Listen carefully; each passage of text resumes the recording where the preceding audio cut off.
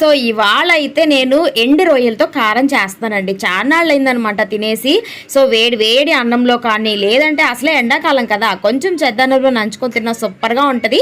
ఇక్కడ లైట్గా ఆయిల్ వేసి ధనియాలు, జీలకర్ర, ఎండుమిర్చి వేసాను అంతే. సో అయితే ఆయిల్ వేయకుండా జస్ట్ డ్రై రోస్ట్ కూడా చేసుకోవచ్చు, కాకపోతే నేను లైట్గా ఆయిల్ అనేది వేసుకున్నాను అనమాట.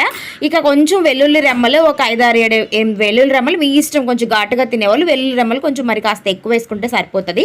ఇక ఎండు రొయ్యలు ప్లస్ ఎండు రొయ్యలకు వచ్చిన తలలు కూడా నేను పడేయలేదనమాట. అవన్నిటిని నీట్గా క్లీన్ చేసి ఇలా వేసి ఆయిల్లోనే, ఆ ముందు వేసిన 2 స్పూన్ల ఆయిల్లోనే ఫ్రై చేసా. తర్వాత చింత ఆకు ఉండింది నా దగ్గర, ఆ డ్రై చింతాకు వేసేసి ఫ్రై చేస్తాను అనమాట. ఇక ముందు మిక్సీ వేసేసుకున్నాను. కొంచెం కారం తక్కువ అనిపిస్తే లైట్గా just chilli powder 1 spoon add చేసి మిక్సీ పట్టుకొని ఇలా వేడి వేడి అన్నంలో వేసుకొని తింటే ఉంటుందండి. చాలా చాలా టేస్టీగా ఉంది. మీకు కావాలి అనుకుంటే నెయ్యి కానీ పప్పు నూనె కానీ వేసుకొని తిన్నా సూపర్గా ఉంటుంది. ట్రై చేయండి. వీడియో నచ్చితే లైక్ చేయండి. Thank you.